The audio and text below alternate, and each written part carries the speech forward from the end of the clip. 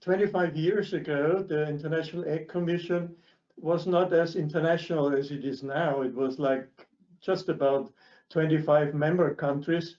And we were asked to lay out the annual conference in Vienna in 1996. And so we at Overtherm, we tried to brainstorm what we could add to the value of the International Egg Commission to make it more international. And as we knew, there was a lot of world days, if you like. There was the World Apple Day, the World Milk Day, the World Children Day, and so on and so on. And so we found it would be great to give the egg the importance that it deserves. At that time, 25 years ago, eggs were not as, let's say, promotable as they are today, because the basic information was missing.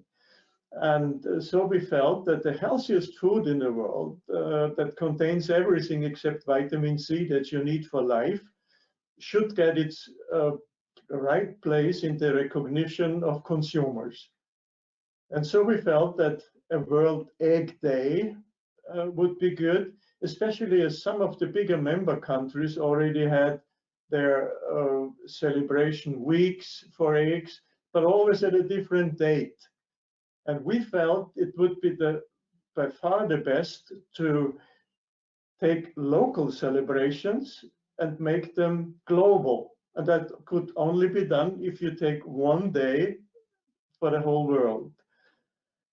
And finally, we all agreed that the second Friday in October would be the compromise that everyone could live with.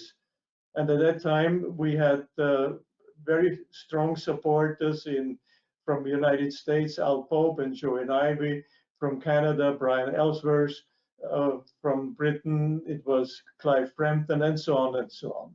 So if you like, the basic reason for creating the World Egg Day is adding value to the international importance of the International Egg Commission in a win-win situation. The egg would be promoted internationally, and through this, the International Egg Commission got additional importance. It's when you look at your baby, and to a degree, the World Egg Day is my baby. Of course, you always expect your baby to be the smartest and to be the most pretty one, and to get attention. And to be honest, all this happened. And my hopes now, of course, are that it gets the recognition in the public that it deserves, being the environmentally most sustainable food in the world and most affordable also. And my hopes are that through the active promotions of the International Egg Commission around World Egg Day, which I consider excellent, really, this would continue. Because when I compare the year 1, 2, and 3 with the last 3 years, it is incredible what World Egg Day was helping to do for the egg internationally. To be honest, my personal highlight is that the IEC has taken it on and has realized that it is the win-win situation I mentioned before, because through this, we are now having an international network, a global network within the IEC, not only 25 member countries, but rather, I think, 70 or 80 countries that are taking part in the activities of the International Egg Commission.